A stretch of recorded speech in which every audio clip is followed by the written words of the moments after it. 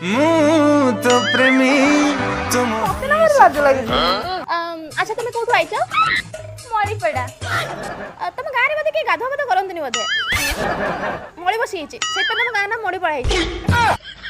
আচ্ছা তুমি কোন করিব? আসো মলি ছড়িয়া কইছিদি মলি পড়ার। আচ্ছা আচ্ছা মোটু আগে আরম্ভ করো। মো মলটি ছড়ি দিও উঠে গোলাই যাই। আচ্ছা কি হরে? হ্যাঁ করো কি হরে? ମୋ ମୋର ଗୋଟେ ସ୍ପେଶାଲ ଟ୍ୟାଲେଣ୍ଟ ଦେଖେଇବି। ହଁ ଦେଖ କଣ ଦେଖେଇବ ଦେଖ। ଶୁଣ ଧନ ଶୁଣ ଧନ ମୁଁ ତ ସନ୍ଧ୍ୟା ବେଳେ ଆଇଛି ପାରି ଗଲିନି ବୋଲି ତୁ ମତେ ଛାଡିକି ପଳେଇଲୁ। ହେଲେ ତୁ ଦେଖିବୁ ତୁ ଏବେ ଯାହା ସହ ଫରେଷ୍ଟ ପାର୍କ ଯାଉଛୁ ସିଏ ତୋ ସହିତ ଓୟା ଯିବାକୁ ମନା କରିଦବ। বড়া লাগিলা পুরা এইটি এই জায়গা ছুঁইলা পুরা তোমার পারফরম্যান্স পুরা এই জায়গা ছুঁইলা। ওহ নো আচ্ছা পাতি স্যার আপনাকে কেମିତି লাগিলা? মতে মতে পুরা কদলী ভଳିଆ লাগিলা। মানে খরাপ হইবনি মতে কদলী ভাল লাগে না তো তোমার পারফরম্যান্স মতে কদলী ভଳିଆ লাগিলা। কি হরে?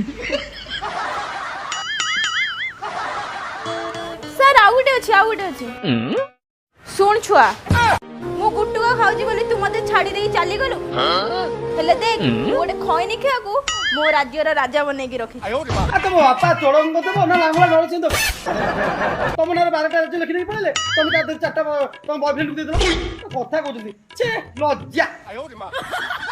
ସାର୍ ଆଉ ଦେଖିବେ ଟ୍ୟାଲେଣ୍ଟ ନା ଥାଉ ମତେ ଲାଗୁଛି ତମ ହୃଦୟକୁ କିଏ ହେମଦସର ପରେକି କୁଟି ପକେଇଛି। ହଁ ବା ସେଥିପାଇଁ ହାଣ୍ଡି ପଟା ଚିତ୍କାର ହଉଛି। କାଟୁଛି ନା ସାର୍ ଛେଚିନି କାଟି ଦେଇଛି। ତାହେଲେ ତମକୁ କେହି ଛେଚିନି କାଟି ଦେଇଛି? ମତେ ଜୋରେ କାଟୁଛି। ତମର ପାଟିଆକୁ କଣ ହେଲା? ଖିଲି କେତେ ଚିତା କାଟି ଦେଇଛି। ସାର୍ ମୋ ଟ୍ୟାଲେଣ୍ଟ ଭଲ ଲାଗିଲା ମୁଁ ଏବେ ରଜବାନ୍ଧିରେ ହେଇପାରିବି ତ? ଆଚ୍ଛା ଆଜି ତମେ କଣ ଏତେ ସୁନ୍ଦର ଦେଖାଯାଉଛ? କୋଉ ପାଣିରେ ଗାଧୋଉଛି କି? ମତେ ଟିକେ କହୁନ ମୁଁ ଟିକେ ଗାଧିକି ସୁନ୍ଦର ହେବି। ପାଣି ନୁହେଁ ସାର୍ ସାନିଟାଇଜରରେ କମଳା ଲେମ୍ବୁ ଚିପୁଡ଼ିକି ଗାଧୋଉଛି। ଆଚ୍ଛା ପ୍ଲେଗ ରୋଗ?